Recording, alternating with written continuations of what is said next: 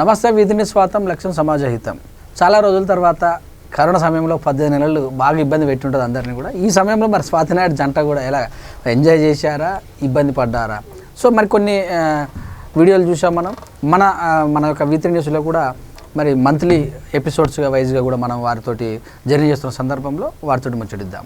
నమస్తే అండి స్వాతి నాయుడు గారు. నమస్తే అండి. అవినాష్ అన్న ఫీల్ అవుతాడు ఫస్ట్ నాకు పెట్టలేదని. నమస్తే అన్న, ఎలా ఉన్నారు? సో మ్యాచింగ్ వేసుకొచ్చారు, అనుకోని వేసుకొచ్చారా లేకపోతే క్యాజువల్గానే వేసేసుకున్నారా? యాక్చువల్లీ తన స్నానానికి వెళ్ళేలోపు నేను ఇది వేసుకున్నాను, వచ్చాక తను ఆల్రెడీ పైనుంచి తెచ్చుకున్నారు. నీకు కూడా నమస్కారం. నీకు కూడా నమస్తే. సో అవినాష్ గారు బాగా ఎంజాయ్ చేశారా కరోనా సమయంలో? ఏం ఎంజాయ్ అయినా ఇంట్లోనే కూర్చొని మొక్కలు చూసుకుంటాను. ఎంజాయ్ లేదు, ఏం లేదు. అంటే ప్రేమించి పెళ్లి చేసుకున్నారు సార్. అది ఉంటుందండి.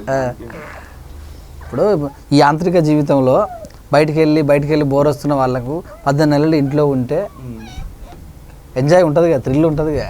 ఉంటుందండి ఎంజాయ్. అందులో పాప బర్త్డే చేసుకున్నారు, బయటికి వెళ్ళారు, తిరిగారు, ఎంజాయ్ చేశారు. అది కామన్ చేసుకోవాలి, తప్పదు కదా. మరి ఈ మధ్యలో ఈ యొక్క 18 నెలల్లో ఏమన్నా తిట్టుకున్నారా, కొట్టుకున్నారా? అది కామన్. అది వీక్లీలో 2-3 టైమ్స్ పక్కా అవుతుంది అదైతే. Week. Okay sir, thank you. So Swathi Naidu గారు, మా ఛానల్లో మొదట మీకు థ్యాంక్స్ అండి. ఎందుకంటే స్టార్ హోదాలో ఉండి మా ఛానల్లో మంత్లీ ఎపిసోడ్ చేస్తున్నాం. సో అనిపించింది ఫస్ట్ మీకు? ఐ ఫీల్ సో హ్యాపీ అండి. ఎందుకంటే మనకి ఎన్ని అవకాశాలు వచ్చినా ఇంకా అవకాశాలు వస్తున్నాయంటే వీ ఫీల్ హ్యాపీ. ఖాళీగా ఇంట్లో కూర్చుని ఏ షూటింగ్స్ లేకుండా, సో అది చాలా బాధ అనిపిస్తుంది. కానీ continue day and night shooting చేస్తే కూడా మనకి అసలు ఎట్లాంటి నీరసం కానీ ఏది అనిపించేది, చాలా యాక్టివ్గా అనిపిస్తుంది. ఎందుకంటే ఇంకా మనం ఆ ఫీల్డ్లో ఉన్నాం. సో ఎందుకంటే ఈవెన్ మీరు కూడా కంటిన్యూ షూటింగ్స్ ఉన్నా, మీరు అసలు నేను కాదు, మీరు చాలా కష్టజీవి అనాలా ఏమనాలి. సో ఇందాక సార్ చెప్పినట్టు మిడ్ నైట్ దాకా చేసి మళ్ళీ మార్నింగ్ 5 o'clock. సో ఎంత చేసుకుంటే అంత పేరు వస్తుంది అన్నట్టు. So feel happy. సో 18 నెలలు షూటింగ్స్ ఏమన్నా? అది అరాకొర వస్తూ ఉన్నాయి. బట్ స్టార్టింగ్లో నేను చాలా భయపడ్డాను ఈ కరోనా గురించి. ఎక్కువ స్మాల్ బేబీ ఉంది కదా, ఎందుకంటే చాలా డెత్స్ ఎక్కువ వస్తున్నాయి. ప్లస్ అప్పటికి ఇంకా ఐ థింక్ వ్యాక్సిన్ కూడా సరిగ్గా రాలేదు. మళ్ళీ లేనిపోంది ఏదైనా జరిగితే, ఎందుకంటే డబ్బు పేరు ఎప్పుడైనా సంపాదించుకోవచ్చు, ఫస్ట్ మన ఆరోగ్యం అనేది చాలా ఇంపార్టెంట్. అంటే ప్రతి ఒక్కరు దీనిపైన కాన్సన్ట్రేషన్ చేయాలి. ఆరోగ్యం మంచిగా ఉంటేనే మనం ఏదైనా చేయగలం, ఎన్నన్నా చేయగలం. సో అందు గురించి నేను ఈ కరోనా అప్పుడు చాలా భయపడ్డాను. ఎందుకంటే అది ఎలా వస్తుందో తెలియదు, అండ్ వచ్చింది ఒకవేళ పక్కన వాళ్ళకి ఉన్నది లేనిది కూడా మనకు అంత ఐడియా లేదు. అందువల్ల కొద్దిగా దూరంగా ఉన్నాను. కానీ ఇప్పుడిప్పుడే కొద్దిగా మళ్ళీ భయం వీడి మళ్ళీ షూటింగ్స్లోకి వస్తున్నాను. ఎందుకంటే ఆల్మోస్ట్ అందరూ వ్యాక్సినేటెడ్ ఉన్నారు. ఇంకోటి ఏంటంటే ఇంకా అలానే కూర్చుంటే లైఫ్ కూడా సాగదు కదా అని, సో నా సోషల్ డిస్టెన్స్ అలానే శానిటైజ్ తోటి, సో ఈ విధంగా. సో చాలా మంది ఫ్యామిలీస్లలో కరోనా వచ్చి తగ్గిపోయి వెళ్ళిపోయింది, అంత బాగానే ఉంది. సో అది దాని గురించి చాలా భయపడ్డాను అట్లా. సో మీ అబ్బాయిలకి ఏం చెప్తారు కరోనా విషయంలో? థర్డ్ వేవ్ కూడా యా తప్పకుండా అండి, చాలా జాగ్రత్తగా ఉండాలి. అండ్ ఇప్పుడు స్కూల్స్ కూడా ఓపెన్ అవుతున్నాయి.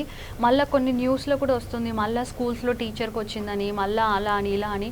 అంటే మనం ఎలా అంటే మధ్యలో ఉండిపోయినాం, అటు డేర్ చేసి వెళ్ళలేము, ఇలా ఖాళీగా ఉండలేము. ఎందుకంటే పిల్లలకి చాలా స్కూల్స్ వేస్ట్ అవుతున్నాయి, ప్రతి ఒక్కరికి చాలా వర్క్స్ లేకుండా ఉన్నాయి, కొంతమంది చాలా నష్టపోయారు. ఇంకా మనకి తెలుసు చాలామంది పాపం వెహికల్స్ లేకపోతే నడుచుకుంటూ కూడా వాళ్ళ ఊర్లోకి వెళ్ళారు. సో చాలా ఈ కరోనా అనేది అసలు ఎలా వచ్చింది ఎవరు కనిపెట్టారో కానీ దానివల్ల సామాన్యులందరూ కూడా లైక్ చాలా నష్టపోయారు. ఇది కాకుండా మళ్ళీ దీంట్లో వరదలని అదని ఇదని సో అతలాకుతలం చేస్తూ ఉన్నాయి. సో ప్రతి ఒక్కరు చాలా జాగ్రత్తగా ఉండాలండి. మనకేం రాదులే అని అనుకోవద్దు. నేను చాలామంది దగ్గర వింటున్నాను, మనం ఎంగు ఉన్నాం మనకి రాదని అనుకుంటున్నారు. అలా ఏం లేదు. ఇంకొంతమంది ఈవెన్ మై హస్బెండ్ ఆల్సో, మనం డ్రింక్ చేస్తాం కదా, ఆల్కహాల్ తీసుకుంటాం కదా, మనకి రాదు, అలా కూడా ఏం లేదు.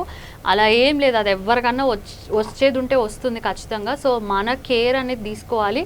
బయట నుంచి ఏదైనా ఐటమ్స్ తెచ్చినప్పుడు ఖచ్చితంగా వాష్ చేసి, తర్వాత మనం బయటకు వెళ్ళి వస్తే వాష్ చేసుకుని, అలానే మనం ఇప్పుడు సపోజ్ షాపింగ్ షాపింగ్కి వెళ్తాం, అక్కడెక్కడ వెళ్తే ఏదైనా ముట్టుకున్నప్పుడు అదే హ్యాండ్స్తో మన కళ్ళు ముక్కు నోరు ఇలా ముట్టుకోకుండా. ఇంకా పిల్లల విషయంలో అయితే చాలా జాగ్రత్తగా ఉండాలి. ఈవెన్ మా పాప అయితే ఎక్కడికి వెళ్ళినా ఏం చేసినా డైరెక్ట్గా వస్తువు తీసి నోట్లో పెట్టుకుంటుంది, ఎంత చెప్పినా వినదు. ఇంకోటి వాళ్ళకి మాస్క్ కూడా పెట్టలేము. మా బేబీ 16 months మాస్క్ పెడితే కూడా ఉంచుకోదు, పీకేస్తుంది అనమాట. సో ఇక ఏం చేయలేము. ఈవెన్ పాపం బయటికి పంపించాలి సరదాగా పిల్లలతో ఆడుకుంటారేమో అంటే కూడా భయం వేస్తుంది. ఏ పిల్లలు చిన్నగా దగ్గినా తుమ్మినా మళ్ళీ వాళ్ళ త్రూ మన పాపకు వస్తుందేమో అని భయం వేస్తుంది. సో మీకు ఈ కరోనాలోనే డెలివరీ టైం ఇచ్చారు కదా?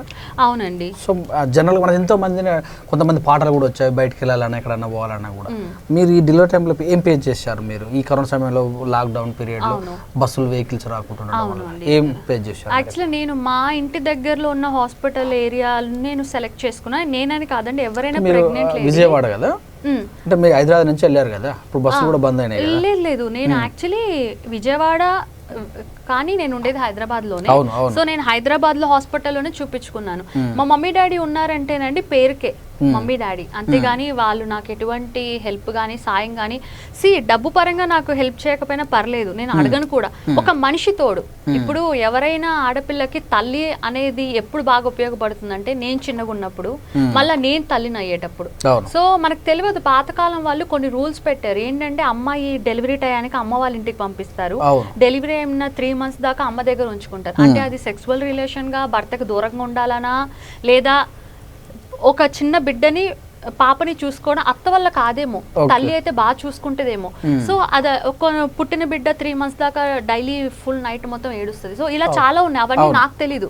నేను తల్లి అయ్యి నేను బిడ్డను కనే దాకా నాకు తెలీదు. కానీ ఇవన్నీ మా అమ్మకైతే తెలుసు కదా. కానీ ఏ రోజు మా అమ్మ నాకు తల్లి ప్లేస్ లో ఉండి ఏ విధంగా కూడా హెల్ప్ చేయలేదు, అసలు ఏ విధంగా కూడా హెల్ప్ చేయలేదు. ప్రెగ్నెన్సీ అయిన దగ్గర నుంచి కూడా. ఇంకోటి డాక్టర్ స్టార్టింగ్ లోనే నాకు చెప్పింది ప్లజంటా ప్రీవియా ఉంది, అంటే ఉమ్మనీటి సంచి కింద ఉంది, చాలా ప్రమాదం, ఏ నిమిషం ఏమైనా కావచ్చు. ఈవెన్ బైక్ 2-wheeler పైన కాళ్ళు ఎత్తి ఎక్కి కూర్చోవడం కూడా అలా కూడా చేయొద్దని చెప్పారు.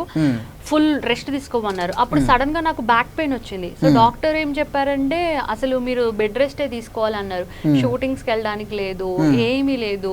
ఓకే, మనీ పరంగా కూడా ఇబ్బంది అవుతుంది. ఓకే, ఏదో హస్బెండ్ ఆరాకొర బానే ఉంది, కానీ మా హస్బెండే నాకు అన్ని బెడ్ మీదకే, ఫుడ్ ప్రతి ఒక్కటి బెడ్ మీదకి తీసుకొచ్చి.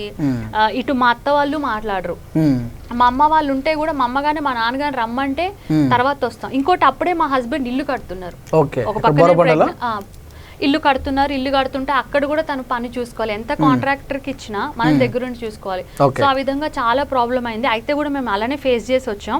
సో ఇంకా delivery date I think May 3rd అనుకుంటా ఇచ్చారు. సో అప్పుడు ఫస్ట్ లాక్డౌన్ పెట్టారు. సో లాక్డౌన్ ఎత్తేసాక డెలివరీ చేద్దామని మా డాక్టర్ నాతో అన్నారు. ఓకే అనుకున్నా, చూస్తే ఇంకా లాక్డౌన్ పెంచారు. సో ఇలా అయితే కష్టం కదండి అంటే ఇంకా అట్లనే డెలివరీ చేసినప్పుడు మా పేరెంట్స్ ని రమ్మని పిలిస్తే వాళ్ళు రావడానికి చాలా ఇబ్బంది అయింది. ప్రముఖ టీవీ ఛానల్స్ తో మాట్లాడినా ఎటువంటి యూజ్ లేదు. సో ఏది మాట్లాడినా యూజ్ లేదు. యూజ్ లేకపోతే ఆఖరికి మనకు తెలిసిన ఒక ఛానల్ ఆయన వస్తుంటే ఇంకా ఏదో ఒక సాకు తోటి ఆయన తీసుకొచ్చారు. అప్పుడు యాక్చువల్లీ మా మమ్మీ వాళ్ళని రమ్మన్నప్పటికి ఇంకా లాక్డౌన్ పెట్టలేదు. అప్పటికి రమ్మని చెప్పారు, రమ్మని చెప్తే వాళ్ళు రాలేదు. అప్పుడు రమ్మంటే మేము ఇష్టం లేదు. ఈ ఫీల్డ్ లోకి వచ్చినాక ఇష్టపడలేదు చిన్నప్పటి నుంచి? ఫీల్డ్ అని కాదండి, తనకి ఎట్లా అంటే నేను కూతురు కదా, నాకు ఏదైనా చేయాలంటే మా మమ్మీకి టైం ఉండదు, తనకి ఇష్టం ఉండదు. అదే వేరే నేను తమ్ముడు ఏదైనా పిన్ని కూతుర్లకి వాళ్ళకి చేయమంటే మా మమ్మీ చేస్తుంది అనమాట. నాకు శ్రీమంతం అంటే ఆడపిల్ల ప్రతి ఒక్క ఆడపిల్లకి చేసుకుంటారు, కాకపోతే నేను అవన్నీ పెద్దగా పట్టించుకొని వద్దని చెప్పా. కానీ మా హస్బెండ్ శ్రీమంతం చేయాలంటే మా మమ్మీ వద్దన్నారు.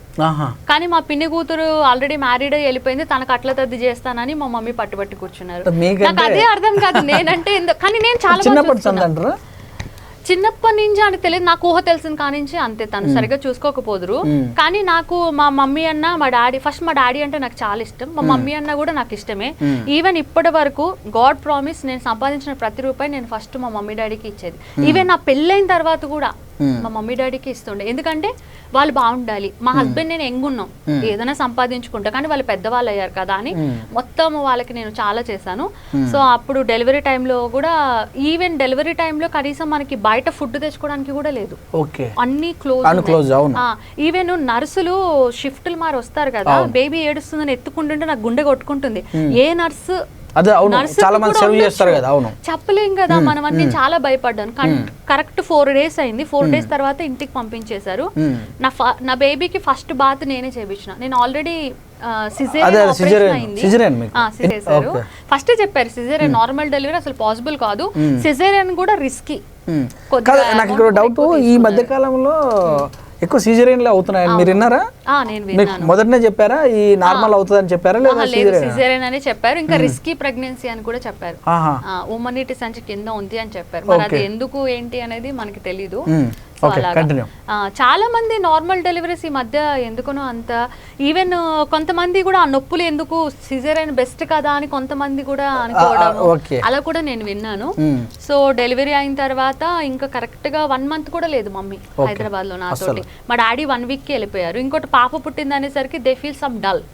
అయ్యో పాప పుట్టిందా అంటే మా హస్బెండ్ ఏంటంటే ఎవరో ఒకళ్ళు దేవుడు ఇచ్చాడు అదే గ్రేట్. పాప అయితే ఏంటి బాబాయ్ అయితే ఈవెన్ అంటే నేను ఒక అమ్మాయిని, కానీ నేను మా మమ్మీ డాడీని ఎంత బాగా చూసుకున్నాను. సో అది అమ్మాయి అబ్బాయి అని ఏం లేదు ఈ రోజుల్లో. కాకపోతే ఏంటంటే కొడుకు అంటే మనతో పాటు ఉంటాడు, సంపాదించిందంతా మనకి పెడతాడు. కూతురు అయితే మధ్యలో పెళ్లి చేసుకుని వెళ్ళిపోతుంది కదా అన్నట్టు ఏదో ఫీలింగ్. సో అలాగా. సో 1 month కూడా ఉండలేదు మా మమ్మీ, వెళ్ళిపోయారు తను. ఇంకా అప్పటి నుంచి నా చిన్న బేబీని మా హస్బెండ్ నేనే చూసుకుంటూ వచ్చాము. ఇప్పటికీ మేమే ఇప్పుడు ఒకవేళ నాకు సెకండ్ ప్రెగ్నెన్సీ వచ్చినా అప్పుడు కూడా మా హస్బెండ్ నేనే, ఇంకా మా హస్బెండ్ నన్ను చూసుకోవాలి, నా బేబీని చూసుకోవాలి, పుట్టబోయే బేబీని చూసుకోవాలి మొత్తం. సో అట్లా అనమాట. ఇవే అనుభవించారు బాగా చాలా ఆర్థికంగా ఏమన్నా? ఆర్థికంగా కూడా ఇబ్బంది అయిందండి. ఇప్పుడు మనకు ఒక పని మనిషి కావాలంటే కూడా మనం పెట్టుకోలేము. చిన్న బేబీ తోటి నేను అన్ని చేసుకోలేను. ఒక పక్క అప్పుడు కరోనా ఉంది, ఇల్లు కట్టకూడదని కూడా వచ్చింది ఆర్డర్. అప్పుడు ఇల్లు ఆగిపోయినప్పుడు మాకు ఇక్కడ రెంట్ పెరిగిపోతుంది. Monthly 20,000 rent. అసలే డబ్బులు లేవన్నప్పుడు ఈ రెంట్ ఇంకా మనం కట్టుకుంటూ పోవాలి. ఆ ఇంట్లోకి వెళ్దామంటే కొత్త ఇల్లు ఇంకా కన్స్ట్రక్షన్ లో ఉంది. అమ్మో నిజంగా కరోనా వల్ల అయితే చాలా అంటే చాలా బాధలు పడ్డాం. సో సొంత ఓనర్ అయినారన్నమాట, సొంత ఇల్లు ఓనర్ స్వాతి నాయుడు. అంటే పెళ్లి కాక ముందే కొన్నాము, కాకపోతే అప్పుడు రేకులు ఉండే. తర్వాత ఏంటంటే హస్బెండ్ ఏంటంటే ఇలా కాదు అని కొంత డబ్బులు దాచుకుని దాన్ని మనం బిల్డింగ్ చేద్దాం అనేసి అన్నారు. అక్కడ కూడా మా నాన్న అడ్డుపడ్డాడు. వద్దొద్దు అట్టట్లా కట్టుకుంటారు మీరు ఇల్లు. అంటే మీద మొత్తం మాదే. అంటే మీ హస్బెండ్ తరపున వచ్చిందా లేకపోతే నువ్వు కొన్నా? లేదు, నేను ఇల్లు కొన్నాను, కట్టింది హస్బెండ్.